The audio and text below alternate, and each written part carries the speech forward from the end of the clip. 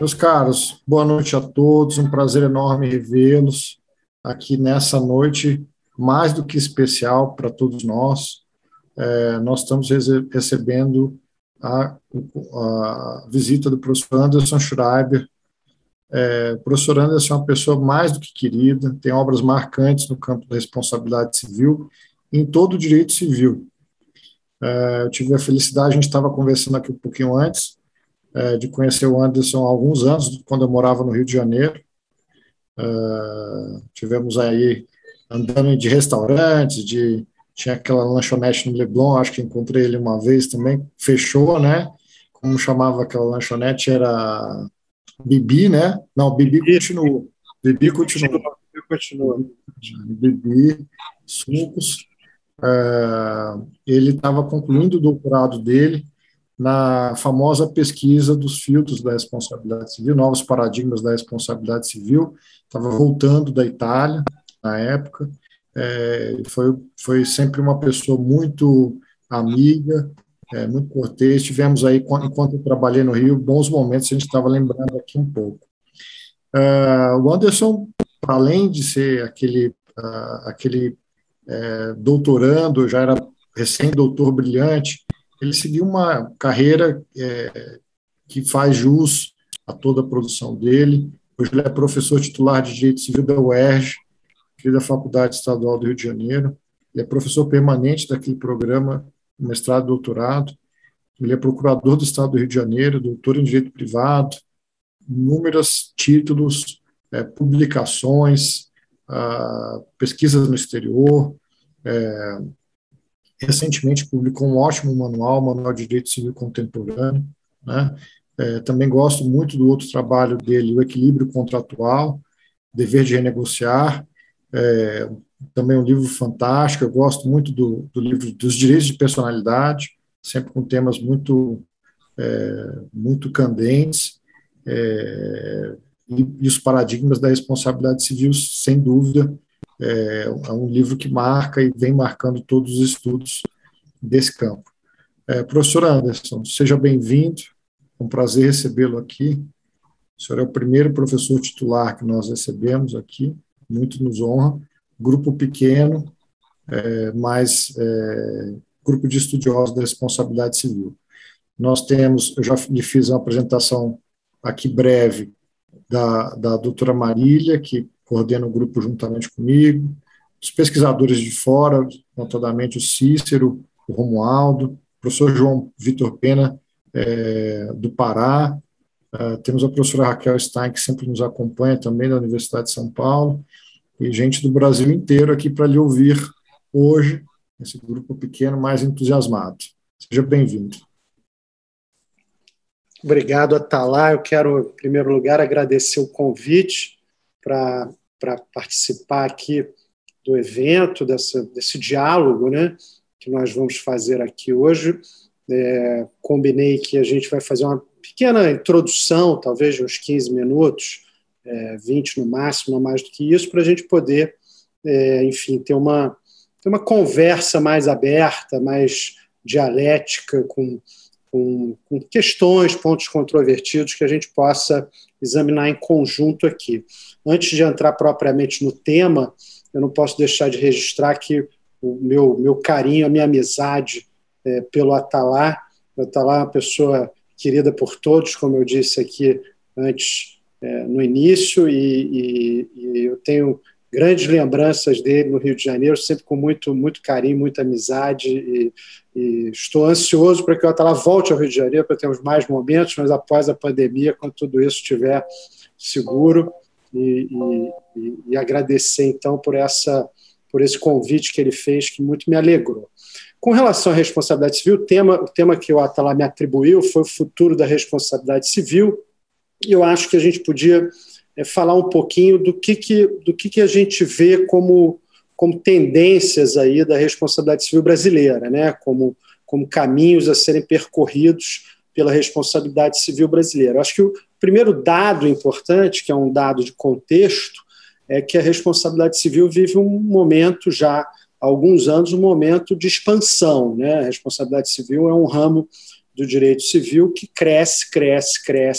Né? Um professor americano que usa uma expressão que eu gosto muito, que é octortopus, né? Porque torts nos Estados Unidos é o campo que estuda a responsabilidade civil, e ele faz essa piada com o polvo, né? Que ele diz que a responsabilidade civil é uma espécie de polvo, de octopus, que vai estendendo os seus tentáculos e abraçando outros ramos do direito. Então, muitas demandas, muitos conflitos típicos de outros campos do direito vão sendo um pouco trazidos para a responsabilidade civil, que tem essa espécie de magnetismo, né? Uma ação de responsabilidade civil é um remédio relativamente simples, né, de se propor uma ação de responsabilidade civil, algo relativamente simples se comparado com remédios típicos de outros campos, né?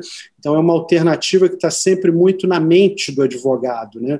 Então, conflitos que às vezes não se resolvem bem com instrumentos típicos de outros campos passam a ser trazidos para dentro da responsabilidade civil, né? O direito de família tem exemplos maravilhosos, né? O abandono afetivo, por exemplo, abandono afetivo cuja consequência no direito de família, a resposta setorial do direito de família era a supressão do pátrio poder, hoje autoridade parental, mas era uma espécie de prêmio para o pai que abandonava efetivamente o filho, né? E isso se converteu em uma demanda de responsabilidade civil, né? Ação de responsabilidade civil, ações de responsabilidade civil que foram propostas com base nisso, e hoje há um reconhecimento cada vez maior desse tipo de dano, com todos os problemas que isso tem, com todas as controvérsias que isso traz, né? Mas isso a gente vê em muitos campos. Hoje mesmo tem uma notícia no jornal sobre uma disputa eleitoral entre partidos e um advogado de direito eleitoral falando, vamos propor uma ação de indenização, né? A ação de indenização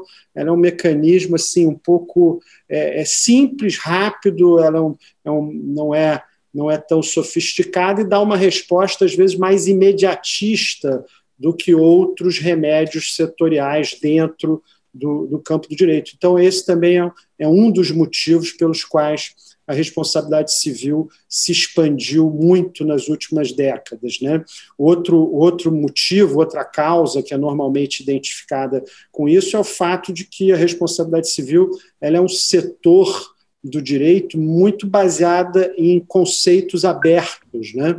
Então, se a gente olhar o Código Civil, por exemplo, a parte de responsabilidade civil é a menor parte do Código, né? Ela tem o menor número de dispositivos, o menor número de artigos, e esses artigos muitas vezes se baseiam em noções gerais, né?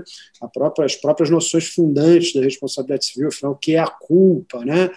A causa, a gente vai ver algumas controvérsias, mas a própria ideia de dano após o advento do dano moral, né? Quer dizer, são ideias muito abertas. Então, para analisar se o remédio é cabível, se a ação de responsabilidade civil é cabível diante de uma certa disputa, há uma margem de interpretação muito grande, né? Uma margem ampla para o intérprete para dizer, não, aqui eu acho que cabe sim a responsabilidade civil, portanto, isso também contribui para um certo uso assim, cada vez mais ampliativo da responsabilidade civil. E também o fato de que, por conta dessa mesma característica estrutural, a responsabilidade civil é um campo onde a jurisprudência cria muito, né? A jurisprudência inova muito, né? Justamente porque esses conceitos são abertos, são noções que podem ser trabalhadas de forma com um pouquinho mais de liberdade interpretativa,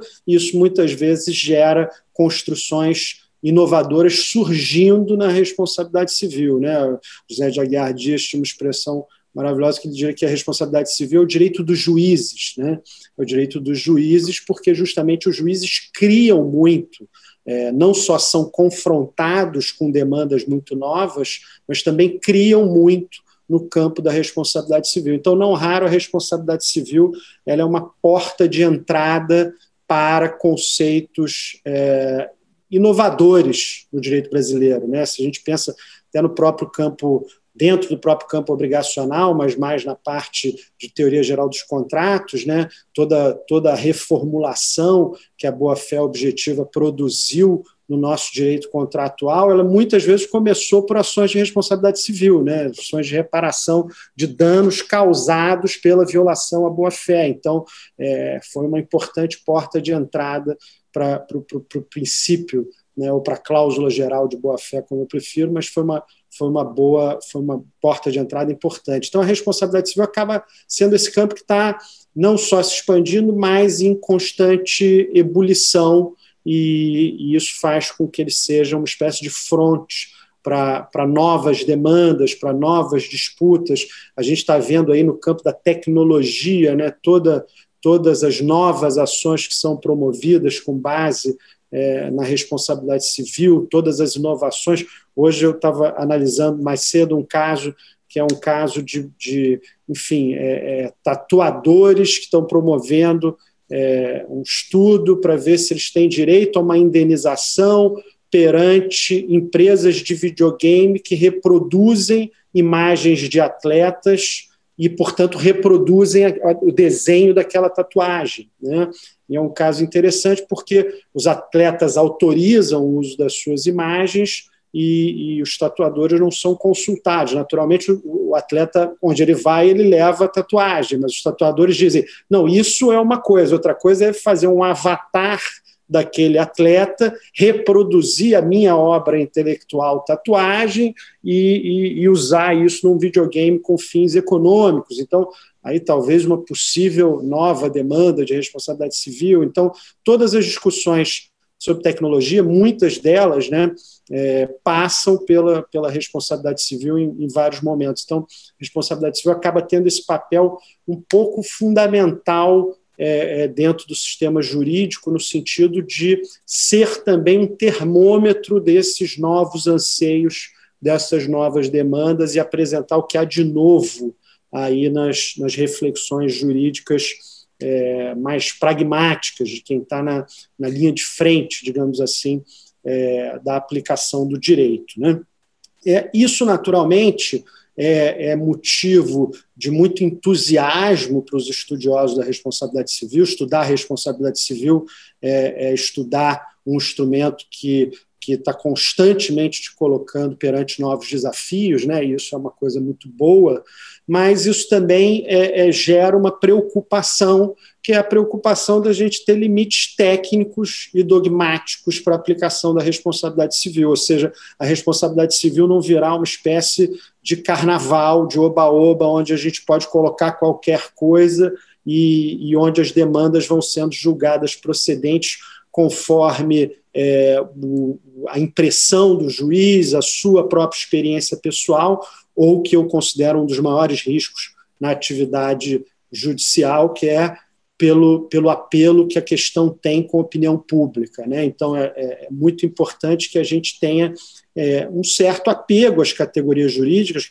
que a gente consiga enxergá-las e transformá-las, mas que a gente tenha também uma base que é uma base uniforme, compreensível, previsível, né? E isso é também um déficit da responsabilidade civil, né? Quem advoga, por exemplo, sabe que uma das coisas mais difíceis é um cliente ir ao seu escritório e dizer assim, bom, eu quero propor uma ação de indenização contra uma pessoa. Você vai ganhar ou você vai perder? É difícil dizer, né? É difícil dizer. E se vai ganhar, o sujeito ainda pergunta assim, mas quanto eu vou ganhar? Aí fica impossível, né? Porque a variação do valor das indenizações é tão grande no Brasil que você tem pouquíssima previsibilidade em relação ao resultado dessas demandas. Então, ao mesmo tempo em que a gente tem uma força que atrai para a responsabilidade civil muitas coisas novas e ela é flexível, ela tem contornos relativamente flexíveis se comparadas com outros campos do direito, a gente tem, por outro lado, uma preocupação dos estudiosos de responsabilidade civil de não deixar que essa elasticidade seja não só demasiadamente larga, porque não é uma questão de intensidade ou de quantidade, mas que ela não se construa com base em conceitos muito emocionais, mas que ela se construa com base em conceitos racionais, jurídicos, aferíveis, controláveis, né? Então, esse eu acho que é um grande ponto. E aí, dentro dessa tensão, a gente tem algumas questões que talvez estejam mais em voga, né? Eu acho uma que eu separei aqui para falar com vocês é naturalmente o problema da insuficiência das teorias do nexo de causalidade na nossa realidade atual, né? O debate em torno das diversas teorias da causalidade é um debate secular, né? A gente tem uma discussão já de muito tempo em torno de quais são as teorias da causalidade. Há uma certa corrente majoritária que caminha no sentido do nexo causal direto e imediato, teoria da causalidade direta e imediata, né, porque isso, de certa forma, é consagrado no artigo 403 do Código Civil ao tratar de obrigações, mas o Supremo Tribunal Federal tem uma antiga já jurisprudência que estende isso para o campo extracontratual. Mas a verdade é que o nexo de causalidade, ele primeiro ganhou muito em importância com o advento da responsabilidade objetiva, onde a grande discussão passa a ser nexo causal, né? Toda a discussão da culpa desaparece, ou pelo menos se torna desimportante tecnicamente, ainda que ainda seja usada para influenciar a mentalidade ou a impressão que os magistrados têm do caso. Então, a culpa ainda desempenha um papel talvez mais psicológico na análise de um caso concreto, mas o fato é que, tecnicamente, uma ação de responsabilidade civil ela perde importância e o grande centro das atenções parece ser o nexo de causalidade. Também o dano, mas o dano, muitas vezes, é de mais fácil apreensão, né? Então, o nexo de causalidade se torna decisivo. E aí há uma constante, um crescimento, digamos assim, uma ampliação da percepção de que, no fundo, outras teorias da causalidade, teoria da causalidade adequada, teoria da causalidade eficiente, etc., são um pouco abertas demais, elas não têm um critério tão controlável quanto é o critério da teoria da causalidade direta e imediata, né, que é uma questão de sucessão de causas, então fica mais simples observar isso, mas, por outro lado, elas também não se afiguram suficientes para resolver uma série de casos que têm mais relação com uma responsabilidade por risco, como é a responsabilidade objetiva, do que uma responsabilidade por um ato que seja culposo ou doloso, mas que seja imputável àquela pessoa, né? Então, acho que, de certa forma, todas as teorias da causalidade que a gente tem hoje ainda são muito atreladas ao paradigma da culpa, ainda são teorias construídas sob a ideia de que eu tenho que encontrar um culpado para que ele seja responsabilizado. Nesse contexto, essas teorias todas trabalham com essa ligação a um ato de um sujeito, portanto, isso, ou uma omissão, um ato comissivo ou omissivo, mas sempre é um ato de um sujeito, e elas foram construídas sob essa perspectiva. A gente não tem uma teoria da causalidade genuinamente construída sobre um cenário em que a gente tenha o risco como um dos principais fundamentos da responsabilidade civil, né? Então, é curioso a gente ver isso, por exemplo, quando a gente examina a questão da responsabilidade civil pelo tabagismo, né? Que é um campo sempre polêmico aí da responsabilidade civil, que você tem uma série de questões que você pode, talvez, excluir a responsabilidade com base no comportamento do próprio usuário, do consumidor, que assumiu o risco, mas aí você tem pessoas que começaram a fumar antes dos avisos ou quando eram menores de idade, então como é que você lida com isso? Invariavelmente essa discussão chega na questão da causalidade, né? Mas tem causalidade? O cigarro ele é causa da doença pulmonar, o consumo de cigarro ele é causa disso, né?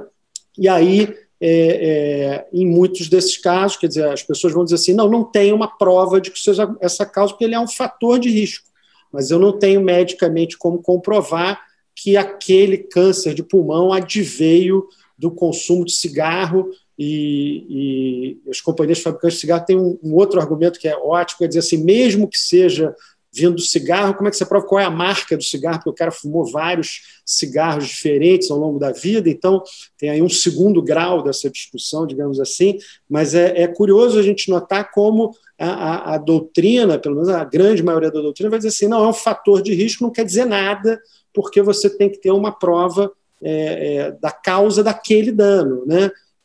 E assim, sem me posicionar sobre essa questão, mas é curioso que num contexto, num cenário em que a responsabilidade por risco é reconhecida no direito brasileiro, em uma série de hipóteses de responsabilidade objetiva, inclusive numa cláusula geral de responsabilidade objetiva por atividades de risco, no 927, parágrafo único do Código Civil, o fato de uma causa ser fator de risco não seja suficiente para que isso, de alguma forma, desempenhe um papel na responsabilidade civil. Isso é talvez uma prova assim, um pouco ilustrativa, mas é a prova de que, no fundo, a gente admitiu a responsabilidade objetiva. Para muitos autores, continuam a tratá-la assim, ainda de modo excepcional, né, como uma responsabilidade que não é a regra, né, quando, na verdade, numericamente ela é a regra nos tribunais, né, se a gente olhar o número de ações de responsabilidade objetiva é muito maior do que o número de ações de responsabilidade subjetiva, e para isso basta verificar quais são as hipóteses, né? Toda a responsabilidade civil do Estado, toda a responsabilidade civil do consumidor, né? Tudo isso agora, 927, parágrafo único, né? Na LGPD a gente tem uma discussão sobre qual o regime de responsabilidade civil, se é subjetivo ou objetivo, mas promete ser um novo campo de responsabilidade objetiva. Então a gente tem muitos campos. Ela é quantitativamente muito numerosa, provavelmente ela é mais intensa em número de casos que a subjetiva, mas ainda assim, quando a gente vai tratar, a gente tira a culpa do contexto, né, ela deixa de ser um pressuposto, mas a gente continua enxergando a causalidade exatamente do modo como a gente enxergava antes, com teorias construídas sob o paradigma da culpa. Então, o grau de risco apresentado não é relevante à luz dessas teorias, né? Por mais que seja um fator de risco importante, continua sendo só uma causa potencial do dano e não uma causa efetiva do dano. Então, isso é sempre colocado. Os Estados Unidos têm discutido muito isso, né? O Common Law, de maneira geral, tem discutido muito isso, como é que se faz essa análise, se tem alguma distribuição, se tem algum potencial de risco, mas também enfrentam algumas discussões muito parecidas com a nossa. Teve um caso que vou mencionar rapidamente, vocês devem conhecer, que é um caso do Rio Grande do Sul, um caso dramático de um menino que tinha leucemia e passou por 4 hospitais recebendo transfusão de sangue, e depois de passar por esses 4 hospitais, ele descobriu que ele tinha sido infectado pelo HIV, né? E ele ele tinha 10 anos de idade, ele não tinha uma idade sexualmente ativa, ele não praticava sexo, ele não tinha outros fatores de risco para HIV, ele seguramente recebeu o vírus, foi contaminado com o vírus em alguma dessas transfusões de sangue, em alguma dessas 4 transfusões de sangue, em 4 hospitais diferentes que ele fez. Mas não havia como provar em nenhuma dessas 4 instituições que havia sido aquele hospital onde ele recebeu o sangue infectado, né? Então, como condenar algum desses hospitais à indenização? E o juiz se saiu com uma condenação por responsabilidade solidária, dizendo, olha, eles são coautores do ilícito, o que não é tecnicamente correto, né? Porque eles não são coautores, eles não juntos produziram aquele dano. A gente sabe que um deles produziu, a gente não sabe dizer qual. Cientificamente é impossível dizer qual deles produziu, né? Então não é um caso de coautoria, mas o fato é que aplicou a responsabilidade solidária e houve uma enorme discussão em segundo grau, porque, olha, a solidariedade no direito brasileiro, se expresso no Código Civil, não se presume, né? Então, como é que eu vou presumir a solidariedade dos 4 hospitais?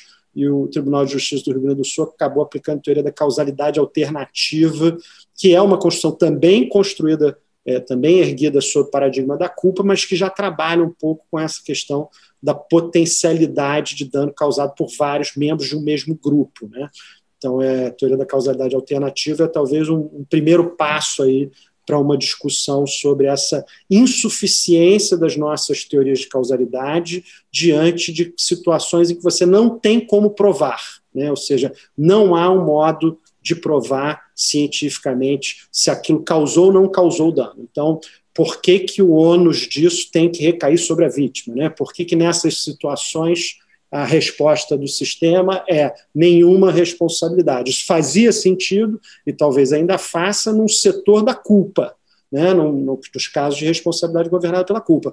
No setor da responsabilidade governada pelo risco, aí isso já é um pouco mais questionável. Então, esse é um ponto interessante aí, onde eu acho que a gente vai ter evolução. A gente tem também a questão ainda ligada a nexo, mas mais também dialogando com dano, a questão dos danos indiretos, né? Hoje em dia é muito, muito comum a gente ter discussões, especialmente em arbitragens, porque é muito comum em grandes contratos você ter uma cláusula que exclui a responsabilidade por danos indiretos, e aí você precisa definir o que é um dano indireto, né? E os critérios tradicionais de definição do dano indireto, aquele que é causado pelo próprio dano, ele muitas vezes ele esbarra em questões ligadas a caso concreto que têm sido cada vez mais valorizadas por tribunais arbitrais e também tribunais estatais, né, em todo o mundo, que é uma questão relacionada à previsibilidade, à expectativa, né, ao que as partes imaginavam que poderia derivar daquele contrato como dano indireto, né? O Common Law aí também tem caminhado no sentido de adotar um critério de foreseeability, né, de previsibilidade. Isso é interessante para nós, porque muitas vezes a gente vê discussões sobre se o dano é direto ou indireto, e o sujeito diz, não, porque você descumpriu o meu contrato aqui, você me causou, na verdade, um outro dano, que é um dano indireto, mas deriva do descumprimento do contrato, que por conta do descumprimento desse contrato, eu descumpri um outro contrato cujo valor é muito maior, né? Então, talvez, de fato, esse dano seja um dano necessário, né? No sentido que empresta Agostinho Alvim, né? No sentido que ele é um dano indireto, porque ele é sucessivo, mas ele decorre necessariamente daquele anterior. Se eu descumpro um contrato de transporte, naturalmente, eu que tinha que estar no lugar tal para cumprir o meu contrato, vou descumprir o contrato necessariamente, porque eu não vou estar lá. Então, nessas situações, você tem um dano indireto que talvez fosse indenizável por conta da subteoria da necessariedade causal, mas a discussão sobre a previsibilidade aí ela cala fundo no julgador, né? Porque uma coisa é eu te condenar a pagar uma indenização por um dano derivado do descumprimento daquele contrato, ainda que baseado em outro contrato, mas de uma coisa que era óbvia, que estava dentro daquela operação. Se eu estou construindo um prédio, é óbvio que se eu não entregar no prazo contratual, a pessoa que tem direito a receber e que já mora em outro lugar e que ia alugar vai deixar de cumprir aquele contrato de locação que ela está dizendo que já se obrigou a cumprir. Então, enfim, essas questões elas são interessantes, porque mostram para a gente como a questão do dano indireto, às vezes tem, e acho que isso vale para muitas coisas na responsabilidade civil, mas a gente, de modo geral, a gente ignora na responsabilidade civil a ideia da expectativa, da previsibilidade, do que decorreria naturalmente daquilo na visão do contratante médio naquela situação, né? De modo geral, quando a gente trata da extensão da indenização, ou da própria quantificação das indenizações, a gente tende a não levar isso em consideração, e acho que isso é um campo onde talvez a gente passe a ter mais influência dessas ideias, até por conta da boa-fé objetiva, da valorização da proteção às legítimas expectativas. Quer dizer, é natural que esse tipo de preocupação vá se estendendo também para a responsabilidade civil.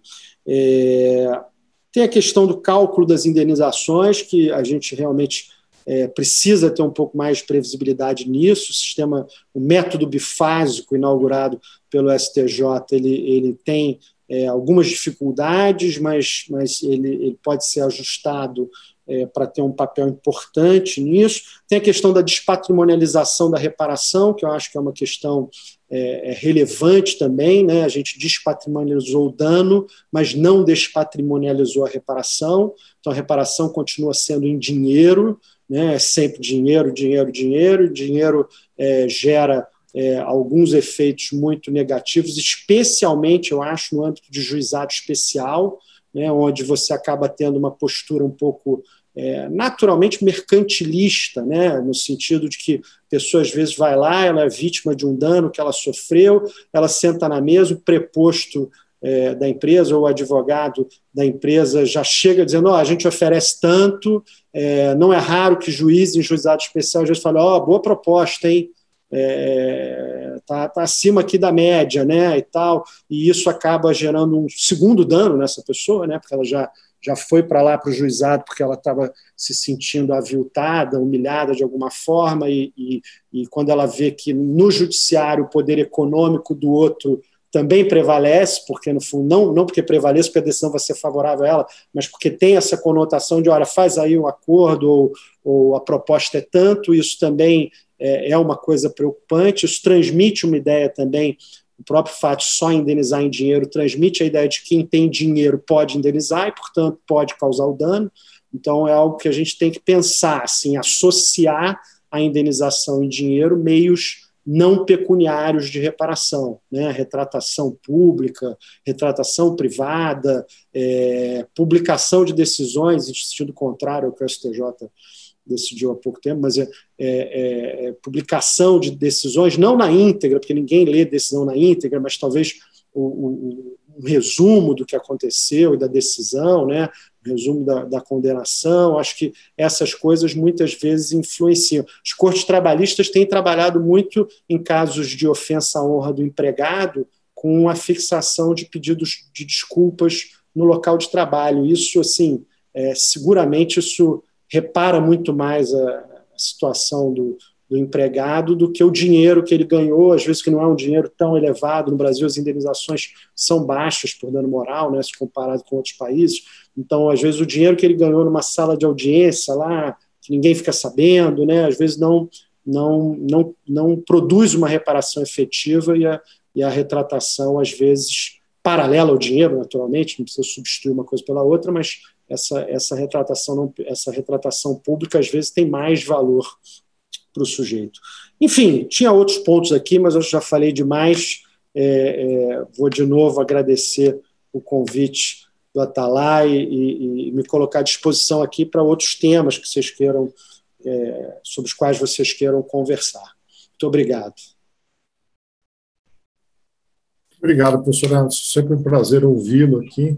Imagino que o pessoal tenha perguntas, não sei se alguém quer se habilitar, mas apenas para a gente começar a conversa aqui,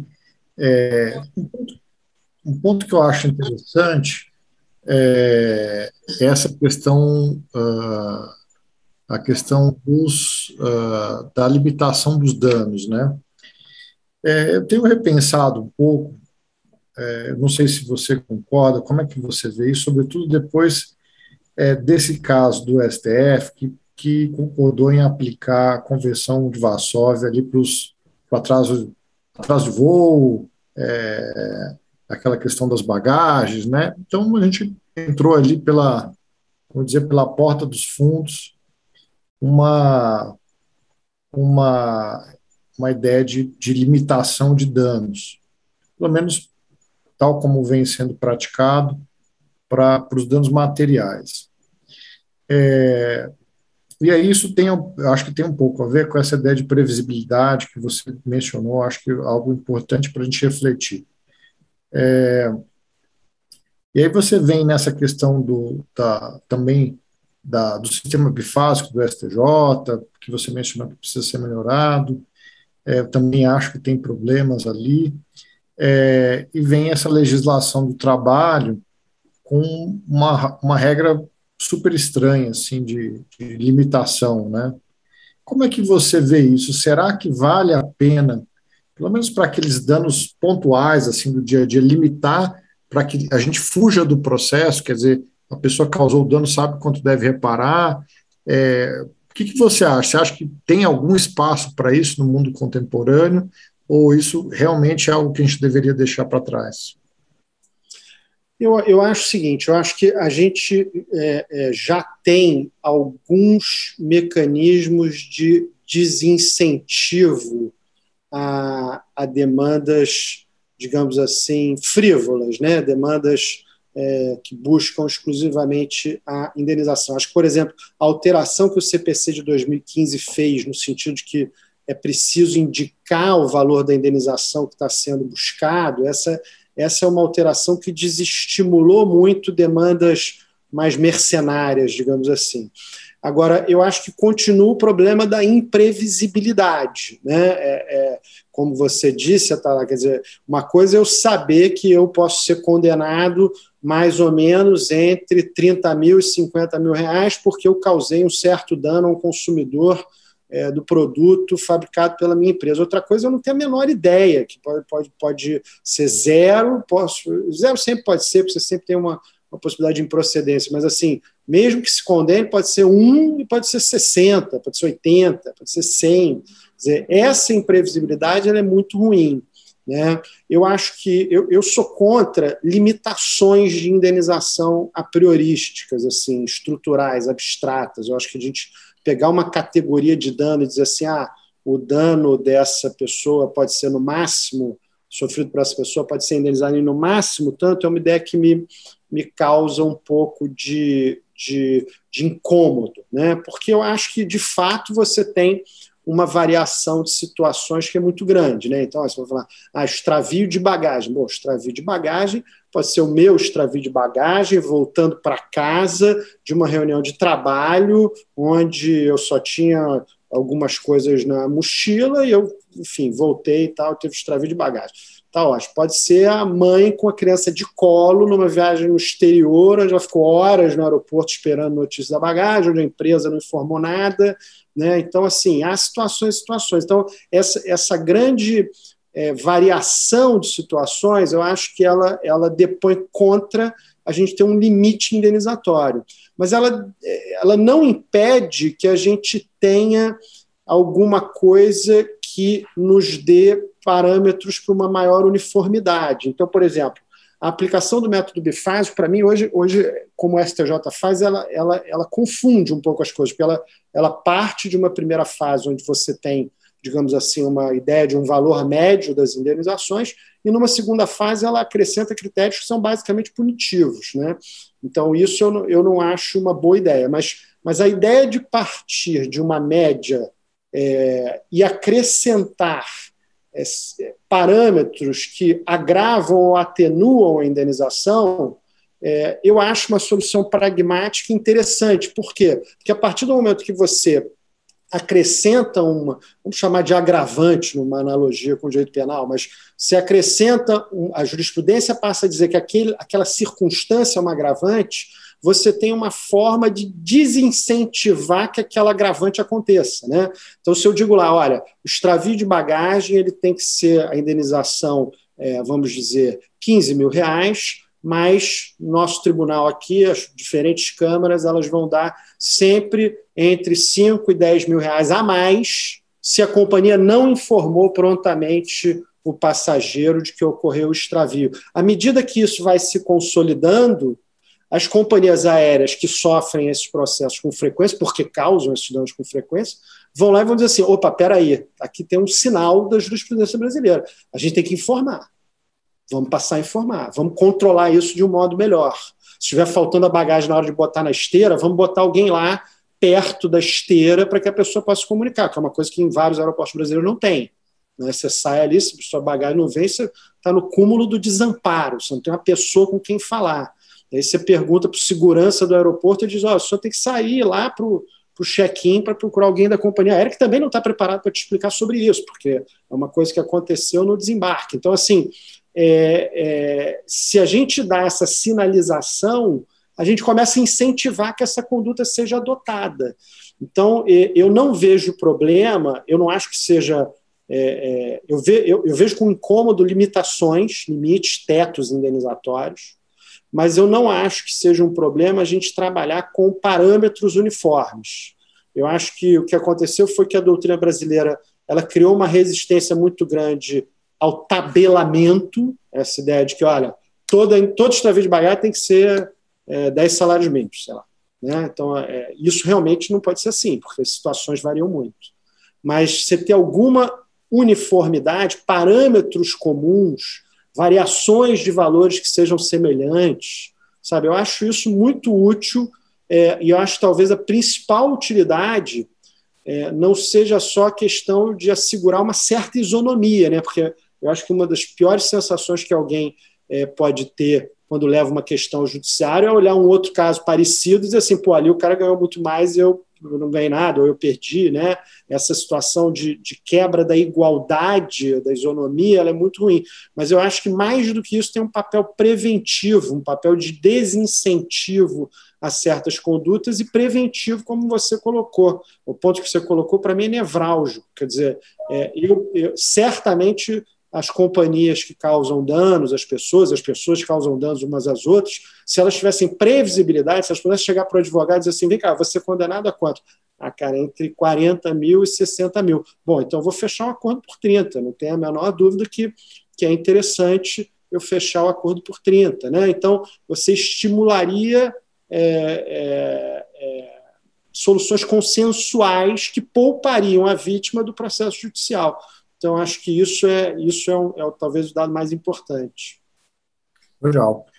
Eu queria notar só a presença aqui do Fábio Capucha, procurador no estado do Mato Grosso do Sul, também é um amigo querido. A gente tem aqui a professora de Fortaleza, cadê o nome dela? Me fugiu aqui. Ela mandou até falou que usa o seu livro, aqui a Kelly. Não sei se a Kelly saiu. Usa seu livro e tal, também está sempre conosco. E vou passar a pergunta para o doutor Cícero Bisneto. Vou tirar aqui. Boa noite a todos. Primeiro, parabenizar o professor Anderson. A obra dele, para mim, foi marcante, porque eu me inspirei nas questões polêmicas que ele trouxe para escrever minha dissertação de mestrado, questão da reparação não pecuniária.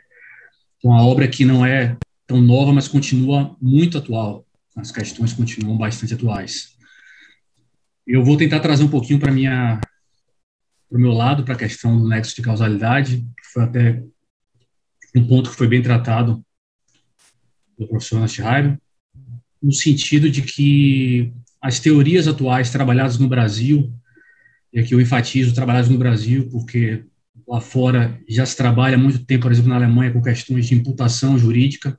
É engraçado até que a imputação objetiva foi criada no âmbito do direito civil, por Larens, e foi meio que apropriada pelo direito penal, e se parou de discutir essa questão depois no direito civil, principalmente o direito brasileiro, que estacionou ali na questão da causalidade adequada e no dano direto imediato. Então, eu queria saber do professor Anderson se existe espaço para se discutir a causalidade como forma de imputação, e aí diversos critérios são trazidos pela doutrina internacional, como ele mesmo mencionou, a questão da criação do risco, o domínio do risco. Então, existem vários critérios que estão sendo tratados atualmente pela doutrina e a jurisprudência internacionais e que são simplesmente desconsiderados no direito brasileiro. E uma outra questão relativa à causalidade, que é o meu objeto de estudo do meu doutorado, em relação à causalidade por uma influência psicológica, que tem sido discutida aqui, por exemplo, no Brasil, em relação aos influenciadores digitais, mas que tem sido tratado mais como uma questão de direito do consumidor. Então, se pega mais que o artigo 27, se não me engano, do CDC, dos consumidores por equiparação, mas se tem discutido pouco essa questão sobre o viés da causalidade, ou seja, a influência psicológica de uma pessoa, ela pode ser considerada causa de um comportamento de um terceiro, ou de uma segunda pessoa. E aqui eu coloco também a questão que está sendo muito discutida atualmente das vacinas, dos remédios. Nós tivemos um exemplo marcante nos Estados Unidos, que o Trump chegou a afirmar que tomando, se não me engano, detergente ou algo desse tipo, seria possível matar o vírus. Nesse mês que ele fez essa declaração, o número de acidentes relacionados com esse tipo de utilização desse produto praticamente triplicou. Então, são essas duas perguntas, basicamente. Se nós podemos sair um pouco dessa ideia de causalidade natural, que a gente trabalha tanto no direito brasileiro, para avançar um pouco para a imputação jurídica, e essa questão da causalidade por influência psicológica, se seriam novos paradigmas a serem discutidos no campo da responsabilidade civil. Obrigado, querido. Eu acho que sim. O que eu tentei colocar ali é que eu acho que, sobretudo no campo da responsabilidade civil objetiva, eu acho que os critérios discutidos hoje fora do Brasil são critérios muito úteis, porque eles saem de uma questão de uma construção muito focada na subjetividade do autor do dano. Então, se liga mais a uma análise mais objetiva mesmo, né? De quem criou o risco, de como quem podia impedir o risco de se concretizar, etc, etc. Então, eu acho que essa discussão é uma discussão onde a gente precisa avançar. Né? Eu vejo muita discussão no Brasil em torno da causalidade, dizendo assim, é direto e imediato ou não é? Então a teoria da causalidade adequada é melhor. A gente está falando de uma teoria construída há mais de 100 anos, né? Fora do cenário da responsabilidade civil objetiva.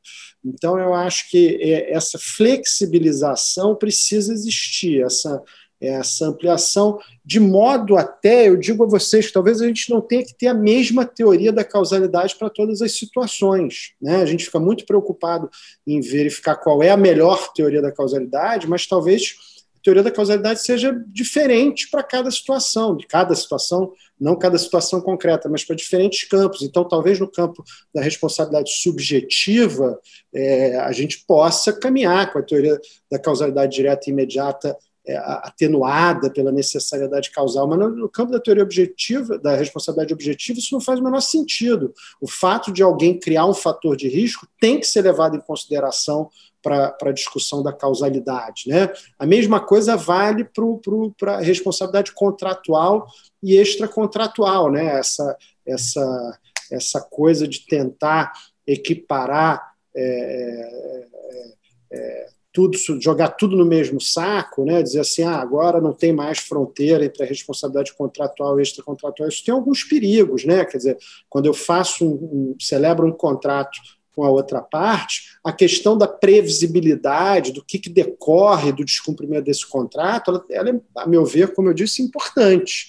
Agora, no campo da responsabilidade extracontratual, eu já não sei, porque isso não é uma relação pensada, onde as partes ingressam já com certas expectativas, é totalmente diferente, especialmente na responsabilidade civil, que a gente chama de acidentária. Né? Então, isso também é uma distinção que é interessante. Né? Uma coisa é responsabilidade civil em situações que são acidentais, que são aleatórias, que são frutos de comportamentos, digamos assim, não planejados. Outra coisa completamente diferente é a responsabilidade civil de um dano que era previsível, era esperado. Então, tudo isso deve ser levado em consideração, ao meu ver, na construção de novas teorias da causalidade, mesmo que elas sejam de aplicação setorial, né? E isso é importante. E com relação à influência psicológica como causa do comportamento de outra pessoa, eu acho que a gente está cada vez mais aberto a isso. Né? Isso, no fundo, acho que tem uma mudança que é mais social e cultural do que jurídica, mas é esse reconhecimento de que a influência que uma pessoa exerce sobre outra pode acabar provocando certos comportamentos e certos comportamentos lesivos. A gente vê hoje isso muito, às vezes, de uma forma maniqueísta, né? De um pouco assim, sei lá, o sujeito entrou no cinema e atirou em todo mundo, ele foi influenciado, então, pelo filme que ele estava vendo, que era um filme de guerra. Né? Mas eu acho que a gente, quando isso aparece nas discussões jurídicas, aparece de um modo um pouco rasteiro. Mas a gente tem, por exemplo, hoje uma discussão muito séria no campo da responsabilidade dos pais perante os filhos, né? Certos comportamentos que a atitude do pai pode acabar gerando no filho, e essa atitude pode gerar efeitos lesivos por sua vez. Né? Então, toda a discussão do bullying e do cyberbullying, ela hoje passa por isso. Né? Então, quem é o responsável, no final das contas, pelo dano derivado de bullying e cyberbullying? Né? A gente tem casos gravíssimos, né? Que levam até suicídio, etc, etc. Então, quem é o responsável por isso? A escola que é responsável por isso, porque ela devia monitorar. Aí, no campo do bullying tradicional, é um pouco mais simples, né, responsabilizar a escola. No campo do cyberbullying, você vai dizer, um grupo de WhatsApp dos alunos da sala, não tinha nenhum professor, a escola não mandou criar o grupo, a escola não tinha atuação sobre esse grupo, nem sabia às vezes que o grupo existia, e no grupo um determinado aluno era diariamente fustigado com xingamentos, palavras de ordem, etc. Um hate speech ali em cima do aluno, que é uma criança em formação, um adolescente. Então, como lidar com isso? Né? Como lidar com isso? A gente tem até legislação sobre isso no Brasil hoje, mas como lidar sobre bullying, né? Não sobre cyberbullying, mas como lidar com isso? Né? Quem é o responsável? Então, quando você tem danos causados por incapazes, você já tem uma discussão mais séria sobre isso, né? Porque tecnicamente você não pode atribuir a responsabilidade ao próprio incapaz, você vai buscar um outro responsável por isso. Pode ser que você não encontre, pode ser que o comportamento do incapaz seja um comportamento que não foi causado por ninguém, mas alguma influência pode ter tido de uma outra pessoa. Então, como lidar com isso, né? Seja para excluir a responsabilidade, seja para considerar que a responsabilidade está presente. Então, acho que por questões sociais e culturais, a discussão está vindo para o direito, mas eu só vejo essa discussão com mais profundidade no campo dos incapazes, né? Nos outros campos eu vejo ela apresentada de modo muito rasteiro. Muito legal, muito bom. Doutor Romualdo. Boa noite. Professor Anderson Schreiber, eu praticamente não tenho perguntas, porque sua explanação é tão completa, tão ampla, que a gente fica completo, né, de todas as informações que foram trazidas. Eu só não poderia mesmo deixar passar a oportunidade aqui de agradecer, né, ao professor Atalá também pela oportunidade de estar aqui e de assistir à sua apresentação, ter a sua presença, ainda que seja de forma virtual, né, mas é sempre um prazer, uma grande oportunidade para nós todos ter a sua presença. E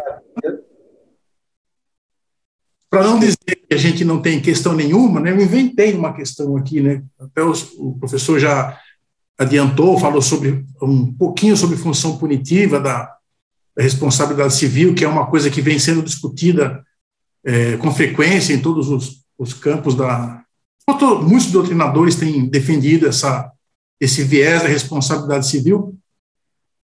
E eu fico pensando na responsabilidade civil como sistema, né, e uma preocupação que surge quando se fala de responsabilidade punitiva, ou de função punitiva, é de que, nos últimos tempos, na seara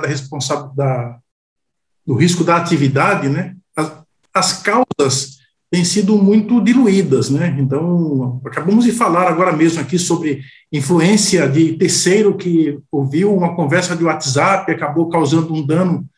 A gente acaba não tendo como estabelecer esse nexo causal secundário, né, com essa influência que veio de fora e tal. Também nas atividades a gente percebe uma diluição dessa causa, né, porque muitas corporações elas não são mais personificadas na figura de alguém, né, de um indivíduo, de um dono de uma companhia e tal. Elas são, muitas vezes, na maioria das vezes, são titularizadas por acionistas, por investidores, pessoas anônimas que têm lá seus investimentos. Então, as atividades são desempenhadas de uma forma desindividualizada, vamos dizer assim, né? São entes desindividualizados. E aí, quando nós falamos em função punitiva, né, fica uma questão, porque a função punitiva teria muito sentido quando o dano é causado por alguém, né, e esse alguém vai sofrer o impacto daquela condenação e vai sentir o peso da reparação, né. Porém, né, quando se trata de atividades assim, mais diluídas, mais etéreas, e que, na maioria dos casos, o custo, os encargos da reparação é incorporado ao balanço financeiro daquela corporação, diluído nos custos e devolvido para os consumidores. Então, estamos falando de socialização dos danos, né? Então, olhando a responsabilidade civil como sistema, a gente consegue perceber uma certa inocuidade quando se fala em função punitiva nesse setor, né, num sistema assim. em que, na verdade, não vai ter um aspecto de sentir o prejuízo, vamos dizer assim, né? Eu queria saber do professor o que o senhor pensa sobre isso, né? Como que o senhor vê essa questão da função punitiva dentro de um sistema de socialização dos danos, né? Essa seria a minha... Obrigado, Romualdo. Eu te agradeço, em primeiro lugar, pelas palavras carinhosas.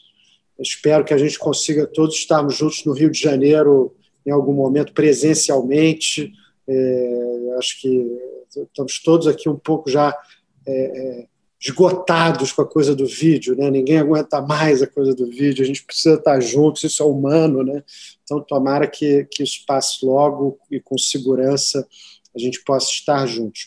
Com relação à sua pergunta, eu sou um crítico da função punitiva, da ideia de uma indenização que desempenhe uma função punitiva. Eu nunca achei essa solução boa, sempre critiquei, tenho artigos assim de 20 anos, tem um artigo de 20 anos atrás, de 2001, criticando a função punitiva da indenização, porque eu acho que, na verdade, em primeiro lugar, eu acho que ela traz mais problemas do que soluções, né?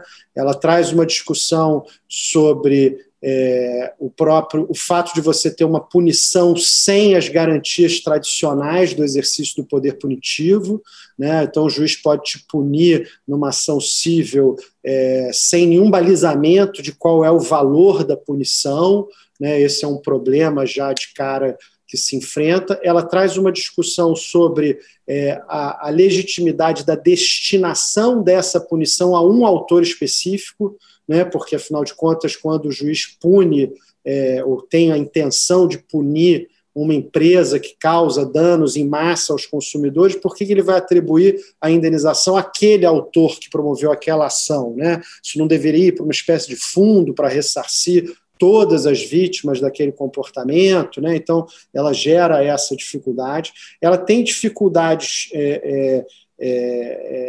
relacionadas também nessa questão da vítima a enriquecimento sem causa. Será que isso não está gerando enriquecimento sem causa daquela pessoa específica que promoveu a ação?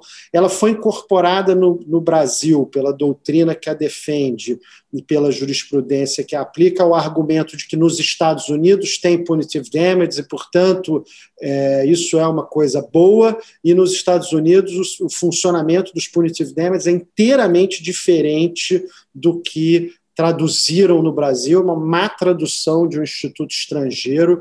Para mim, um exemplo assim clássico de uma ideia fora do lugar, de uma importação mal feita de um instituto jurídico. Nos Estados Unidos, você tem uma série de garantias que são respeitadas para que haja aplicação de punitive damage. Para começar, hoje em dia, há poucos estados dos Estados Unidos que mantêm os punitive damage, muitos criaram legislação limitando punitive damage ou excluindo completamente punitive damage. Nos estados que mantêm, a indenização é calculada pelo júri, porque é justamente a mesma ideia da garantia processual, né? Então, é um júri que estipula o valor das indenizações, não é o magistrado que conduz o processo que estipula essa punição, é o júri. Por isso é que os valores são elevados, porque é a cultura do júri nos Estados Unidos, né? A palavra do povo. Então, o valor pode ser 3,6 milhões de dólares, como foi no caso famoso da senhora que se queimou com o McCoffee no McDonald's, né, num drive-thru. Ela pegou o copo, botou entre as pernas, tentou abrir aquela tampa e aí se queimou com o café e o McDonald's foi condenado a uma indenização de 3,6 milhões de dólares, que depois, em recurso, foi feito um acordo por valores não divulgados. Então, não se sabe quanto ela recebeu, mas havia um recurso para isso. Eu brinco que, se esse caso fosse nos Estados Unidos, as pessoas iam correr para o McDonald's para jogar café quente na cara, porque assim, essa é uma indenização completamente fora da curva, né? Mas ali houve recurso e, no final das contas, houve um acordo. O próprio sistema de recurso nos Estados Unidos, em relação à indenização punitiva, ele é bastante diferente. Quando um juiz dá uma sentença nos Estados Unidos, ele diz qual é o valor dos compensatory damage, né, da indenização reparatória, né, damage em inglês tem esse duplo sentido, né, é até mal traduzido, às vezes as pessoas escrevem assim, os danos punitivos, não tem dano punitivo, o dano já é um desastre para a vítima, ele não é punido pelo dano, né, é que damage pode ser tanto dano quanto à indenização, né? Quando o sujeito fala, ganhei tanto num award of damage, é uma sentença de indenização. Então, punitive damage, a indenização correta a tradução correta é indenização punitiva. Né? E ali o juiz separa direitinho, ele diz, olha, o valor dos compensatórios damages é esse, que é fixado pelo juiz, o valor dos punitive damages é aquele outro, fixado pelo júri, né? Muitas vezes é pelo júri, não é todos os estados que é pelo júri, não, mas a grande maioria é pelo júri. Então, ele diz, o valor é esse, de maneira que o réu ele pode recorrer só de uma dessas parcelas, se ele quiser. E quando ele recorre, os fundamentos são diferentes. Né? Então, ele recorre da parcela compensatória, dizendo, olha, o cálculo dessa indenização compensatória está mais alto, está mais baixo do que deveria ser, etc, etc. Ele discute a extensão do dano.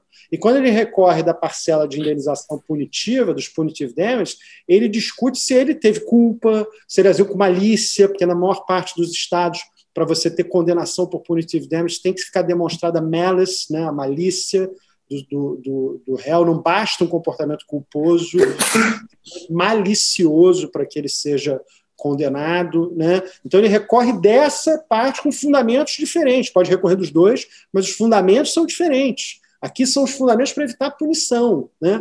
E no Brasil, o que a gente fez? A gente criou uma coisa unificada. Né? O sujeito, então a indenização punitiva é um aumento que eu dou na indenização. Então, a título de indenização, inclusive porque a indenização deve desempenhar uma função punitiva, eu te condeno a R$50 mil.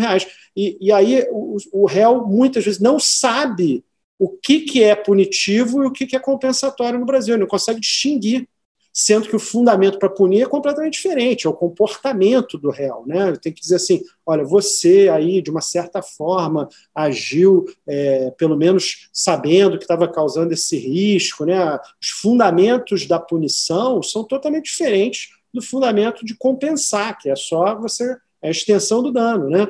Só que isso foi incorporado no Brasil tudo junto. E pior, dentro só do dano moral. Né? Então é curioso, assim, se eu te causo dano moral, aí a indenização do dano moral tem função punitiva. Se eu te causo dano patrimonial, se eu dolosamente fui lá e bati no seu carro, te causei dano patrimonial, aí não tem função punitiva. Se eu pego uma chave de carro, o comportamento mais covarde que um sujeito pode fazer numa sociedade capitalista, né? Pegar uma chave de carro e riscar o carro do outro, aí não tem função punitiva. Por quê? Né? Ninguém nunca me explicou. Já debati com vários defensores da função punitiva, ninguém nunca conseguiu me explicar por que só no dano moral. Nos Estados Unidos tem para o dano patrimonial também, né? Porque ele é baseado no comportamento do réu, ele não é baseado no dano que foi causado. Ele é uma sanção, uma espécie de desincentivo. Né? Então, no Brasil, a gente importou isso muito mal. Mais do que isso também, na responsabilidade objetiva, eu posso ter função punitiva? Eu vou dizer assim, o sujeito se comportou dolosamente aqui, mas isso é irrelevante para a ação de responsabilidade objetiva.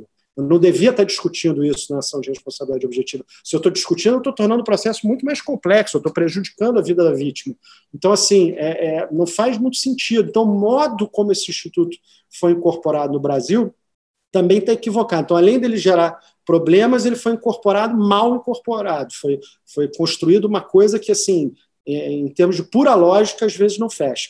E, para finalizar essa questão, quer dizer, eu acho que o maior problema para mim da função punitiva é que ela é absolutamente desnecessária. Por que a gente inventou essa função punitiva da indenização por dano moral? Porque as indenizações por dano moral eram baixas e continuam sendo baixas. Então, para isso, o advogado vai lá e diz assim, abre um capítulo, função punitiva da indenização por dano moral. Né? Para isso, o próprio juiz, às vezes, fala que tem função punitiva para eu poder dizer que é maior, porque senão o STJ vai reduzir a indenização que eu estou dando, vai dizer que ela está fora da conta, então, indenização punitiva. Então, a gente foi por um caminho para tentar aumentar o valor das indenizações, o que eu acho compreensível, só que ele é um mau caminho. E para aumentar o valor das indenizações por dano moral, eu não tenho que fazer absolutamente nada a não ser o judiciário ir aumentando o valor das indenizações por dano moral. Eu não preciso criar um novo tipo de indenização, eu não preciso dizer que a indenização agora desempenha uma outra função. Basta eu olhar a situação da pessoa que sofreu lá um certo dano moral e dizer assim, cara, esse dano vale mais do que esse dinheiro aí que a gente está habitualmente atribuindo a essas pessoas. Então, assim, eu não vejo motivo, e acho que esse principal razão é que, além de gerar efeitos negativos, além de ser uma importação que está mal construída no Brasil, eu não vejo utilidade para isso. Eu acho que a gente precisa, ao contrário, aumentar o valor que a gente dá nas indenizações por dano moral. E isso é uma convenção. A gente não precisa criar uma categoria jurídica para fazer esse aumento. Isso é uma convenção. É o juiz de primeiro grau olhar lá e dizer assim, eu acho que esse cara merece mais. Aumentar. O tribunal olhar e falar assim, olha, isso tem que ser maior. E no fim do processo, o STJ, que no fundo já tenta interferir menos do que interferia no passado, olhar e falar assim, poxa, isso é questão de fato também, está definido. No fundo, quem mais sabe disso é o juiz de primeiro grau, né? Porque é quem tem contato direto com os fatos, é o sujeito que avalia ali. Todas as outras instâncias estão menos preparadas do que o juiz de primeiro grau para isso. Então, assim, é prestigiar essa opção do juiz no arbitramento, entendeu? É aumentar esse valor naturalmente. A gente não precisa ter um outro título para dizer assim, agora nós vamos punir. Aí amanhã punir não está suficiente, porque as indenizações continuam baixas. Então nós vamos agora educar, caráter pedagógico, que no fundo é igual ao punitivo, mas assim, agora tem também a função pedagógica. Então vamos somando funções para a gente ver se a gente aumenta o valor da indenização. Acho que assim, não é um bom caminho, metodologicamente até, não é um bom caminho. Então essa é a minha opinião, eu respeito as opiniões em contrário, eu entendo que muitas vezes é necessário usar o argumento da indenização punitiva para tentar assegurar uma indenização maior dentro de uma certa causa, mas eu acho realmente que tem mais problemas do que virtudes. Professor, muito obrigado. E essa aí foi uma aula dentro da aula, né? Então foi uma belíssima explanação sobre esse tópico que é controvertido, né?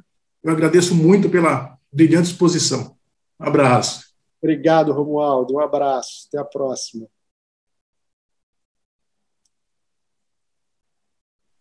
Muito bem, obrigado, Romualdo. Nós estamos aqui, eu não quero extrapolar o tempo também, mas nós estamos com 3 perguntas. E queria deixar o professor Anderson à vontade aqui em questão de tempo, mas acho que podemos ir mais um pouco, certo, professor?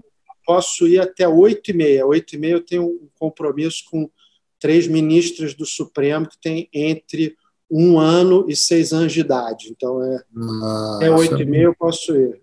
Muito importante, são mais importantes. Mandam muito, as 3 mandam muito. Então, eu não sei aqui, a gente tem a pergunta do José Teles, que levantou primeiro, do Marcelo Tadeu, que acompanha nosso grupo, o juiz aqui no Distrito Federal, e do João Vitor Pena. Eu não tenho como atribuir pergunta aos 3 por conta do prazo. Eu não sei. Atalá, desculpa, eu posso fazer uma sugestão que geralmente os professores fazem quando não estão com muito tempo? Os 3 fazem a pergunta e aí o professor ele vai responder, dependendo de uma pergunta que tem a ver com uma outra e tal. Eu acho que talvez seja. Então, eu vou dar 1 minuto para cada um formular a sua pergunta e o Anderson, vou passar o abacaxi para o nosso professor Anderson. Professor João Vitor. Não, eu ia fazer uma pergunta, mas muito do que eu iria questionar, o professor Anderson já acabou respondendo na continuidade da resposta do professor Romualdo, então eu abro mão para os colegas fazerem questões que podem ser mais instigantes. Agradeço, obrigado a exposição, professor. Obrigado, Vitor, obrigado. Marcelo. Professor Anderson, a minha pergunta é bem pontual. Com relação aos chamados crimes que estão ocorrendo agora em razão dessa disrupção a gente, com a tecnologia e a gente participar constantemente de realização de contratos via internet, especialmente bancários, tais como golpes do motoboy.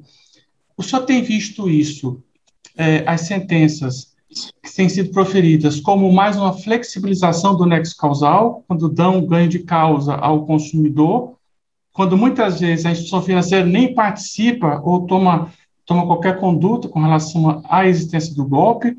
Como é que o senhor enxerga essa questão? Doutor José Matheus não faz parte do grupo de pesquisa, mas eu lhe faculto aí 30 segundos para a sua pergunta. Obrigado, professor. Boa noite. Eu me formei aqui na UFS, Universidade Federal de Sergipe, em 1983, e o professor de Direito Constitucional já dizia qual é a Constituição que garante a gente não ser atropelado. E a Constituição de 88 prevê o dano moral.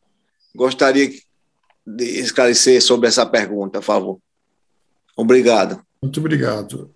Professor Anderson, o senhor Obrigado. tem 2 perguntas aí para enfrentar em 5 minutos, antes de ser chamado à responsabilidade perante a autoridade superior. Obrigadíssimo, Atala. Eu vou começar pela pergunta do Marcelo Tadeu. Eu acho que há uma, digamos assim, eu não sei se eu chamaria de flexibilização, Marcelo Tadeu, mas eu acho que há uma verticalização dessa discussão para identificar elementos concretos de atuação muito na linha do que a gente vinha conversando antes. Quer dizer, eu acho que a jurisprudência, às vezes, intuitivamente, ela acaba aplicando alguns critérios que a doutrina está lá trabalhando no exterior, que no Brasil ainda não chegaram, mas o juiz ali olhando, ele tem um feeling que ele às vezes converte numa fundamentação que pode não estar amparada em doutrina, porque ele nem tem doutrina para citar sobre isso, mas que pode ser uma inovação. Então, em que sentido eu estou dizendo isso? Eu acho que nesses casos a gente tem um uso cada vez maior da ideia de criação de fatores de risco e de possibilidade de eliminação ou mitigação do risco, né? Então, isso já estava acontecendo antes das hipóteses eletrônicas, né? A gente, no Rio de Janeiro dá para fazer doutorado em golpes, né? Tem muito golpe aqui. Então, uma coisa que vinha acontecendo muito era o chamado crime da saidinha de banco, né? A pessoa ia lá, sacava o dinheiro, o bandido fica fora do banco, ele não aparece nem na câmera de segurança do banco, tá? Mas ele sabe que a pessoa entrou ali numa área do banco, que é uma área que tem vários caixas eletrônicos, a pessoa sai, ele acompanha aquela pessoa. A pessoa que entrou ali normalmente entrou para sacar dinheiro. E aí ele acompanha aquela pessoa e pratica o crime, pratica o roubo, né? E aí, o furto, enfim, dependendo da qualificação penal, do tipo de comportamento que ele tiver. Mas aí isso gera responsabilidade civil, né? Isso gera a possibilidade de você obter uma indenização junto ao banco. E o Tribunal de Justiça aqui do Rio, ele foi caminhando no sentido de verificar assim, bom, o que o banco fez? Porque é verdade que muitas vezes ele nem sabe quem é, ele não tem como oferecer segurança na rua, porque a segurança na rua é a segurança que deve ser promovida pelo Estado, não pelo banco, né? Mas, na medida em que esses crimes foram aumentando, o Tribunal de Justiça começou a dizer assim, não, peraí, agora virou uma coisa que todo mundo sabe que tem crime de saidinha de banco, quer dizer, não é uma coisa pontual mais, né? Foi a mesma coisa que fizeram com assalto de ônibus aqui, assalto de ônibus também foi assim, chegou uma hora que o assalto era tão frequente que a jurisprudência do Rio de Janeiro começou a dizer assim, isso é fortuito interno, isso é um risco que está dentro da sua atividade. Se você não adotou uma conduta para mitigar esse risco, se você não me prova que você fez algum esforço para mitigar esse risco, aí você pode ser responsabilizado, né? Na Itália, por exemplo, a gente tem uma construção jurisprudencial para esse tipo de golpe eletrônico, que é a ideia de que, se eles acontecem com uma certa frequência, a instituição cujo nome está sendo usada para o golpe, ela tem o dever de inserir no seu site o aviso de que ela não faz esse tipo de coisa, que ela não pede dinheiro, que ela tal. Né? Alguns estados americanos também fazem isso, também aplicam a legislação americana nesse sentido. Né? E daí hoje você vê, especialmente instituições financeiras, né, que estão mais ligados a um regime global de controle, elas, muitas vezes, instituições financeiras no Brasil já colocam lá uma advertência olha, a gente não pede dinheiro, o Itaú não liga para você para pedir a sua senha, sei lá, coisas assim, para prevenir esse tipo de golpe. Então, o que eu acho que está acontecendo você pode chamar de flexibilização, é sim uma flexibilização em sentido mais lato, mas eu acho que é uma tentativa de verificar assim, tudo bem, isso não é imputável àquele banco, àquela instituição financeira, sob uma perspectiva de culpa. Mas dentro de um mercado, dentro de um setor que é disciplinado pela responsabilidade objetiva, que a gente está diante do consumidor, será que não houve um defeito na prestação desse serviço a partir do momento em que, configurado um risco frequente, a instituição não adotou nenhuma medida para mitigar aquele risco? Então, isso não significa dizer que todo mundo que for vítima de um golpe usando o nome da empresa vai ter direito à indenização, mas isso significa os tribunais passarem a olhar se, dependendo do momento temporal, isso depende muito do momento temporal, né? Se é uma criação nova, se é uma coisa tal, obviamente não vai ter responsabilização. Mas se é uma coisa que já está acontecendo com uma certa frequência e aquela instituição não adotou nenhuma medida para informar, não são medidas que realmente impedem, você está entendendo? Quer dizer, não vai botar uma força policial particular, não é nada disso. Mas, assim, avisou, informou, colocou no site uma informação, ao fazer o cadastro dos seus clientes, informa que eles não serão procurados para fornecer dados, etc, etc. Então, isso tende a crescer com a LGPD no Brasil mais ainda, né? Então, acho que tem uma tendência a isso, sim. Acho que pode ser chamado de flexibilização, mas acho que é uma tendência mais ligada assim, a essa coisa de tentar enxergar fatores de imputação de responsabilidade sob uma perspectiva de risco nas áreas em que a responsabilidade seja objetiva, portanto, responsabilidade fundada em risco. E, por fim, a pergunta do José Mateus. Não sei se eu respondi, Marcelo Tadeu, se está claro, se tem algum outro aspecto, mas tá.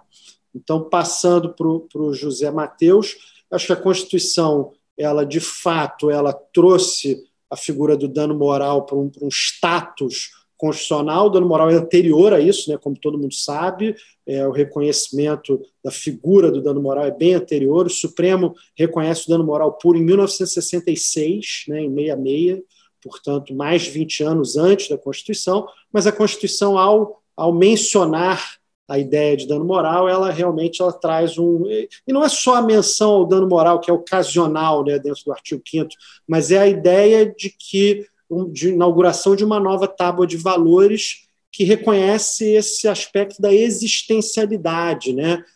A expressão dignidade da pessoa humana está muito castigada, né, porque ela tem sido usada à torto e à direito. Outro dia, um aluno na UERJ veio me falar que tinha lido no meu livro de Direito da Personalidade, que eu tenho uma hora que eu, de brincadeira, numa hora que vou falar da dignidade da pessoa humana e do conceito de dignidade da pessoa humana, de que ele tem que ser encarado tecnicamente, eu cito um discurso muito bonito falando de dignidade humana, da proteção da dignidade humana, e explico, depois de citar o discurso, que aquelas palavras eram do Jorge Videla, né, que foi um dos maiores ditadores da América Latina e que fez aquele discurso baseado na dignidade humana. Então, a dignidade humana é uma ideia muito bonita, mas ela tem sido, às vezes, deturpada, manipulada, usada para tudo. Então, a gente tinha que ser mais... respeitar mais o sentido da expressão. Mas eu acho que, independente da dignidade humana em si, da proteção à dignidade humana trazida pela Constituição, toda a ideia de solidariedade social, toda a ideia de redução das desigualdades, todo o caráter ampliativo do artigo 5º, com tantos direitos que em 1988 eram direitos novos, né?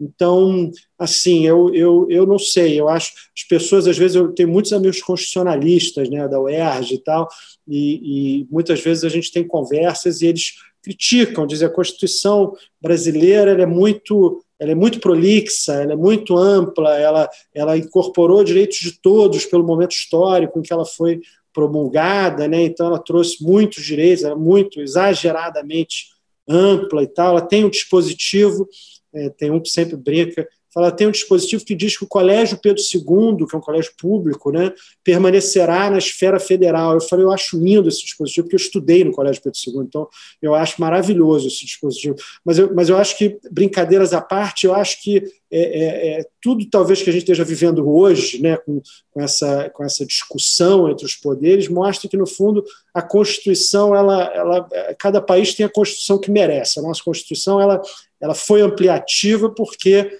muitos dos nossos direitos estão constantemente em risco. A verdade é que, no Brasil, a ameaça aos direitos ela paira sempre, às vezes de modo mais intenso, às vezes de modo menos intenso, mas eu acho que esse olhar para a Constituição, que foi bem trazido pelo José Mateus, é um olhar que tem que estar sempre presente na análise da nossa responsabilidade civil, de outros tantos setores, né, de todos os setores do direito.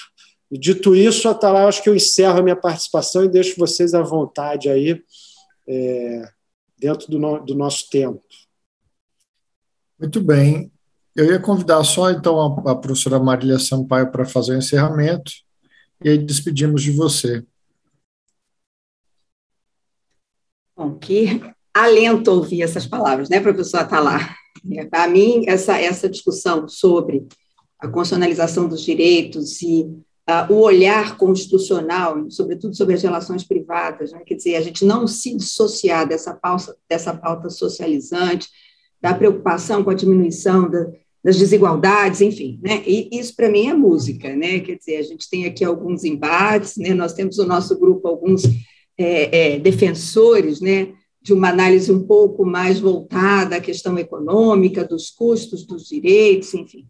E receber assim, né, o professor Anderson para vir falar sobre assim, o futuro da responsabilidade civil, trazer tantos temas, né, e mostrar quão rica é essa discussão, para nós é assim, motivo de muita alegria, de muito orgulho. Eu, particularmente, estou aqui encantada com a exposição. Então, agradecer ao professor pela disponibilidade, pela presença, por ter aceitado o convite, agradecer a todos os participantes do grupo também, que vieram aqui hoje à noite.